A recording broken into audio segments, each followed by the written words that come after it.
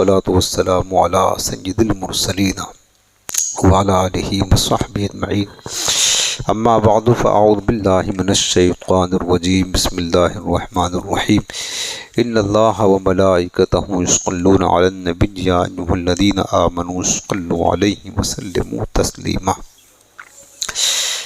اللہم صل علی سیدنا و مولانا محمد وعلی آلہ وصحبہ وسلم۔ مشکات المصابیح کتاب العلم الفصل الاول۔ مشکات شریف کا درس اور علم کا بیان چل رہا ہے، اس کی پہلی فصل ہے، اور یہ حدیث پاک جو آپ سننے جا رہے ہیں یہ مسلم شریف کی حدیث ہے، مشکات شریف میں لکھی ہے۔ یہ حدیث پاک حضرت سیدنا ابو ہریرہ رضی اللہ عنہ روایت کرتے ہیں، قالا، وہ کہتے ہیں قال رسول اللہ صلی اللہ علیہ وسلم من نفس عن مؤمن کربتا من کرب الدنیا نفس اللہ عنہ کربتا من کرب یوم القیامہ۔ سبحان اللہ۔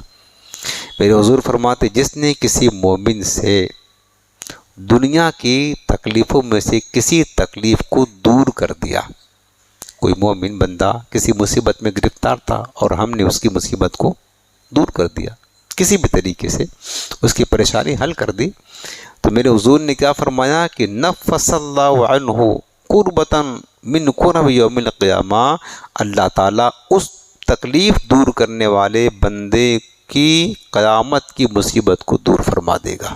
سبحان اللہ۔ حل جزاء الاحسان الا الاحسان، اللہ پاک فرماتا ہے احسان کا بدلہ احسان ہے۔ تم یہاں اللہ کے بندوں پر احسان کرو، اللہ تعالیٰ تمہیں اس جگہ تمہارے ساتھ احسان کرے گا جہاں تمہارا کوئی پرسان حال نہ ہوگا۔ اللہ کی مخلوق کی، چونکہ میرے آقا فرماتے ہیں الخلق عیال اللہ، یہ ساری مخلوق اللہ کا کنبہ ہے، جس کو ہم کہتے ہیں خاندان ہے، حالانکہ اللہ تعالیٰ خاندان سے پاک ہے، سمجھانے کے لیے بیان کیا گیا ہے۔ اللہ کا کنبہ ہے، خیرہم انفعہم، میرے آقا فرماتے ہیں ان میں سب سے بہترین آدمی وہ ہے جو لوگوں کو زیادہ نفع دینے والا ہو۔ تو آپ فرمایا کہ جو بندہ کسی مومن بندے کی کسی مصیبت کو دور کر دے، کسی پریشانی میں گھرا ہے، دور کر دینا، اللہ تعالیٰ اس بندے کی قیامت کی پریشانیاں دور فرما دے گا۔ تو میرے عزیزوں، ہماری زندگی میں بارہا ایسا موقع آتا ہے، ہمارے سامنے کوئی ایسا مصیبت زدہ آتا اور ہم دور کر سکتے ہو نا، پھر تاخیر نہ کیا کرے، یہ سوچا کرے کہ اللہ کا بندہ ہے، رسول پاک کا غلام ہے، ہم اس کے ساتھ احسان کریں گے، اللہ تعالیٰ آخرت میں اللہ تعالیٰ ہمیں اس کی جزا دے گا اور ہماری مصیبت کو دور فرما دے گا۔ پھر فرمایا وَمَنْ يَسَّرَ عَلَى مُعَسَّرٍ يَسَّرَ اللَّهُ عَلَيْهِ فِي الدُّنْيَا وَالْآخِرَةِ، اور جو کسی بندے مومن کے مطلب جو مشکلات میں گھرا ہوا ہو، پریشانی میں، کسی تنگ دست پر آسانی فرما دے تو اللہ تعالیٰ اس کے لیے دنیا اور آخرت میں آسانی فرمائے گا۔ مثلا کسی کو آپ نے قرض دیا ہے، اب بیچارہ واپس نہیں کر پا رہا نا، آپ اس کو مہلت دے دیں، یہ آسانی کرنا ہے نا، آپ یا تو اس کو پورا قرض معاف کر دیں یا کچھ معاف کر دیں، یعنی کسی طریقے سے کوئی مشکل میں گھرا ہوا ہے آپ اس کے لیے آسانی کا سامان پیدا کر دیں، تو میرے آقا نے فرمایا کہ اللہ تعالیٰ قیامت کی مشکل تمہارے لیے آسان فرما دے گا۔ اور صرف وہیں تک نہیں، پھر دنیا والآخرہ کہا، دنیا میں آج تم بندے مومن کی، اللہ کے بندے کی مشکل کو دور کرو گے، اللہ دنیا اور آخرت میں تم مشکل میں پھنسے ہوگے، اللہ تمہاری مشکل کو دور فرما دے گا، دنیا میں بھی اور آخرت میں۔ اس لیے ہمارے سامنے ایسا کوئی موقع پیش آئے نا، ہمیں پشو پیش نہیں کرنا، بس ہم کر سکتے ہوں اس کی مشکل آسان کر دینا ہے اور اس کو آسانی دے دینا ہے۔ وَمَنْ سَتَرَ مُسْلِمًا سَتَرَهُ اللَّهُ فِي الدُّنْيَا وَالْآخِرَةِ، میرے حضور فرماتے جو مسلمان کی پردہ پوشی کرے، یعنی کوئی عیب جانتا ہو چھپائے، ظاہر نہ کرے، اللہ تعالیٰ دنیا اور آخرت میں اس کی پردہ پوشی کرے گا۔ خود غور کرے کہ ہمارے اندر کتنے عیب ہیں، ہمارے عیب اتنے ہیں نا، اگر لوگوں کو پتہ چل جائے کہ اتنا بڑا عیبی آدمی ہے، لوگ ہم سے گھن کریں گے، نفرت کریں گے، لیکن رب نے اپنی شان ستاری سے ہمارے عیبوں پر پردہ ڈال رکھا ہے، تو ہمیں بھی تو چاہیے نا کہ اللہ کے بندوں کے عیب اگر ہمیں پتہ ہیں تو لوگوں کو بیان نہ کرے، ظاہر نہ کرے، اس کو چھپائیں، اللہ دنیا اور آخرت میں ہمارے عیب کی پردہ پوشی فرمائے گا۔ لیکن کوئی بندہ ایسا ہے نا کہ اگر ہم اس کے عیب کو چھپائیں گے تو وہ لوگوں کے لیے معاشرے میں نقصان دہ ہے۔ جیسے کوئی چور ہے، چوری کرنا عیب ہے، اب ہمیں پتا کہ چور ہے، اگر ہم اس کی چوری کو چھپائیں گے عیب کو نا، تو وہ دوسرے گھر میں، تیسرے گھر میں سب کے یہاں چوری کرتا پھرے گا، تو لوگوں سے اس کو نقصان ہوگا۔ پھر اس کے عیب کو چھپانے نہیں، یاد رکھنا، لوگوں کو یعنی لوگوں کو اس کی شر سے بچانے کے لیے اس کے عیب کو چھپانا نہیں ہے، بلکہ ظاہر کرنا ہے اس کے عیب کو، تاکہ لوگ اس کے شر سے بچیں۔ یہ چھپانا وہاں ہے، عیب کو چھپانا وہاں ہے جبکہ وہ کسی کے لیے نقصان دہ نہیں ہے۔ لیکن کوئی ایسا بندہ ہے کہ اس کے اندر ایسا عیب ہے، اگر وہ ظاہر نہ کریں گے تو لوگوں کو نقصان دے گا، تو مسلمانوں کو نقصان سے بچانے کے لیے اس کے عیب کو چھپانے کی ضرورت نہیں ہے، پھر اس کے عیب کو کھول کر بیان کیا جائے گا تاکہ لوگ اس کی شر سے بچیں۔ اور باقی بات اگر تنہائی کی ہو کہ اس سے کوئی نقصان نہیں ہے تو پھر اس کے عیب کو چھپایا جائے گا۔ پھر فرمایا کہ واللہ فی عون العبد ما کان العبد فی عون اخی، میرے آقا فرماتے کہ اللہ تعالیٰ اس وقت تک اپنے بندے کی مدد کرتا رہتا ہے جب تک کہ بندہ اپنے بھائی کی مدد میں لگا رہتا ہے۔ سبحان اللہ، کتنی پیاری بات کی۔ آپ اللہ کے بندوں کی مدد کرو گے، اپنے بھائی کی، اللہ تمہاری مدد کرے گا، کرے گا تمہاری مدد کسی طریقے سے۔ مدد کی بہت ساری صورتیں ہیں نا۔ ایک مدد انسان اپنے جسم سے کرتا ہے، جسمانی مدد کرتا، مثلا کوئی گرا بے سہارا ہے، ہاتھ سہارا دے کر کے اٹھا دیا، یہ بھی مدد ہے۔ ایک مدد مالی ہوتا ہے، کسی کو مال کی ضرورت ہے، غریب ہے بیچارہ، کوئی بھوکا ہے، کوئی قرضے میں ڈوبا ہے، کوئی علاج کے لیے پیسے چاہتا ہے، کوئی قرضہ کا مطالبہ کرتا ہے، آپ کر سکتے ہیں نا، اس کی مالی مدد کر دیں۔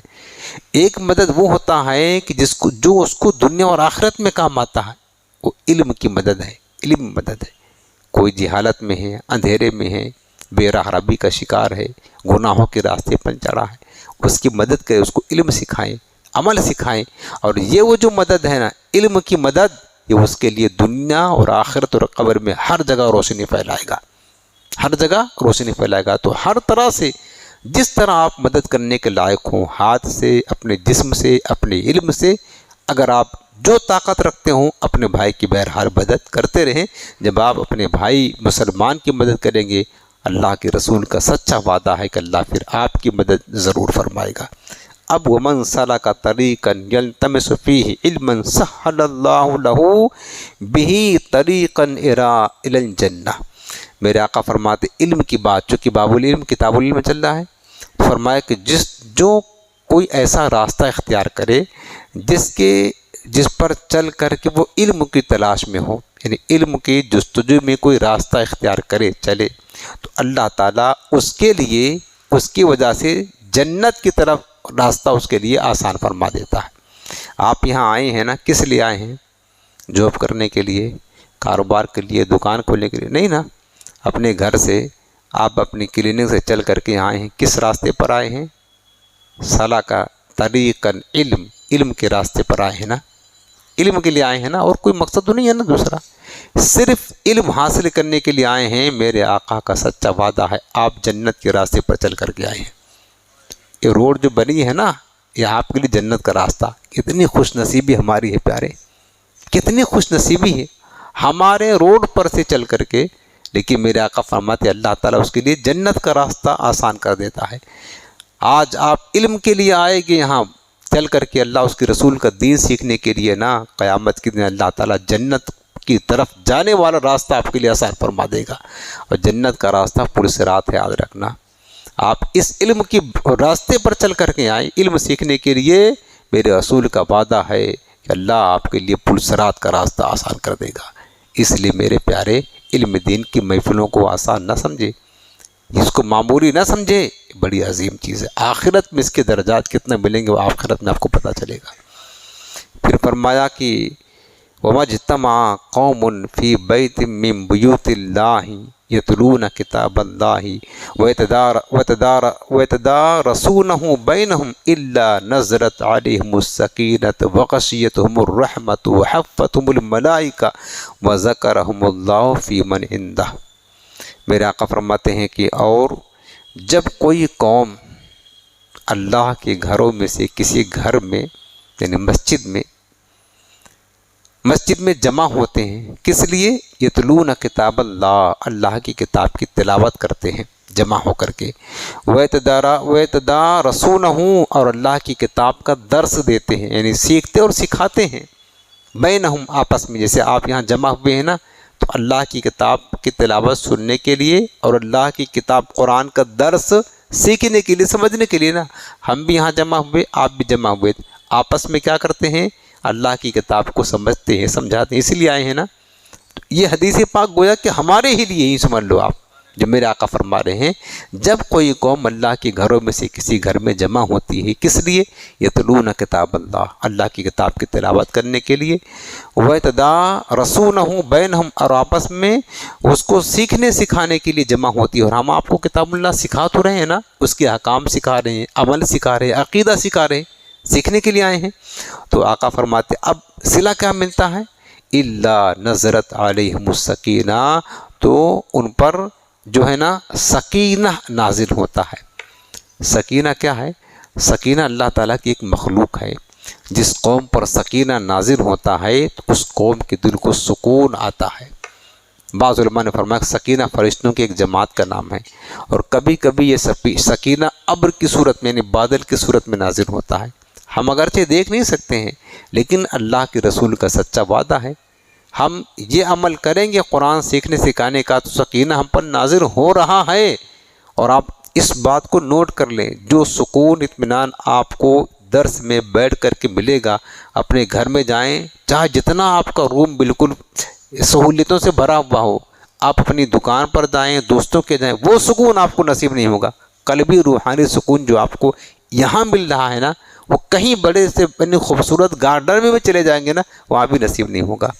آپ اس کو اپنے دل سے احساس کر سکتے ہیں اگر کرنا چاہیں تو۔ یہ سکینت نازل ہوتا ہے، وغشیتہم الرحمہ، اور ان خوش نصیبوں کو جو کتاب اللہ کا درس لیتے ہیں، دیتے ہیں، سیکھتے ہیں، سکھاتے ہیں، ان پر اللہ کی رحمت جو ہے نا انہیں ڈھانک لیتی ہے۔ وحفتہم الملائکہ، فرشتے انہیں گھیر لیتے ہیں۔ ہم بیٹھے ہیں اللہ کا کلام سیکھ رہے ہیں، فرشتے ہمیں گھیر کر بیٹھے ہوئے ہیں، اللہ کی رحمت ہمیں ڈھانپ کر بیٹھی ہے، اللہ کی رحمت کے سائے میں فرشتے ہمیں گھیر کر بیٹھے ہوئے ہیں پیارے، اپنے نورانی پر ہمارے سروں پر سایہ فگن کیے ہوئے ہیں۔ اور ہمارا عقیدہ ہے یہ، جو کہ ہمارے آقا نے بتایا ہے، جس طرح ہمارے حضور نے بتایا کہ اللہ ایک ہے، ہم نے کبھی دیکھا نہیں اللہ تعالیٰ کو، لیکن مانتے ہیں نا، اپنی اولاد سے زیادہ مانتے ہیں کہ میرا رب ایک ہی ہے بس۔ اسی طریقے سے حضور نے فرما دیا، آپ کتاب اللہ کا درس کر رہے ہیں، سن رہے ہیں، سنا رہے ہیں، سمجھ رہے، سمجھا رہے ہیں، آپ پر سکینہ بھی نازل ہو رہی ہے، اللہ کی رحمت آپ کو ڈھانک کر کے بیٹھی ہے، اور فرشتے بھی آپ پر سایہ فگن ہیں۔ وَذَكَرَهُمُ اللَّهُ فِي مَنْ عِنْدَهُ، اور اللہ تعالیٰ ان کا ذکر ان فرشتوں میں کرتا ہے جو فرشتے اللہ کے مقرب ہوتے ہیں۔ کیا سمجھے؟ آپ یہاں بیٹھ کر زمین پر اللہ کا ذکر کر رہے ہیں، آپ کا ذکر ملائے اعلیٰ کے فرشتوں کے ساتھ اللہ تعالیٰ کر رہا ہے آپ کا ذکر، ہاں، کہ فلاں فلاں دیکھو میرے بندے کتنے خوش نصیب ہیں، یہ راتوں میں لوگ گھوم رہے ہیں، شادیوں میں بزی ہیں، لوگ سو رہے ہیں، لوگ اپنے مصروفیات میں بیوی بچوں کے ساتھ ہیں، یہ کتنے خوش نصیب ہیں، مجھ سے محبت کرتے، یہ آ کر کے مسجد میں میرے گھر میں بیٹھ کر کے میرا قرآن کا علم سیکھ رہے ہیں۔ فرشتوں کے درمیان اللہ فخر و مباحات کرتا ہے پیارے۔ ہاں، جو لوگ اس درس میں آتے ہیں نا، اس درس کی عظمت دیکھیں، اللہ آپ کا ذکر کہاں کرتا ہے؟ وَذَكَرَهُمُ اللَّهُ فِي مَنْ عِنْدَهُ، اللہ کے پاس جو اللہ کے مقرب فرشتے ہوتے ہیں ان کے درمیان اللہ آپ کا ذکر کرتا ہے، آپ کا دیکھو میرے فرشتوں، اور فخر کرتا ہے، یہ مجھ سے محبت کرنے والے بندے، میرے کتاب سے محبت کرنے والے بندے ہیں، لوگ اپنی مصروفیات میں ہیں، یہ لوگ آ کر کے میری کتاب کا علم سیکھ رہے ہیں۔ ارے پیارے، اللہ تعالیٰ اگر ہمارا بدنصیبوں کا تذکرہ اپنے فرشتوں میں کر دے تو کتنا ہمارے خوش نصیبی کا ستارہ چمکتا، کچھ ہمیں احساس ہے اس کا؟ ہم محسوس نہیں کر سکتے ہیں۔ یہ اللہ کی شان عظمت ہے بس۔ وَمَنْ بَطَّأَ بِهِ عَمَلُهُ لَمْ يُسْرِعْ بِهِ نَسَبُهُ، اور فرمایا میرے آقا نے کہ اور جو جسے عمل پیچھے کر دے، جسے اس کا عمل پیچھے کر دے تو اسے نسب نہیں بڑھا سکتا۔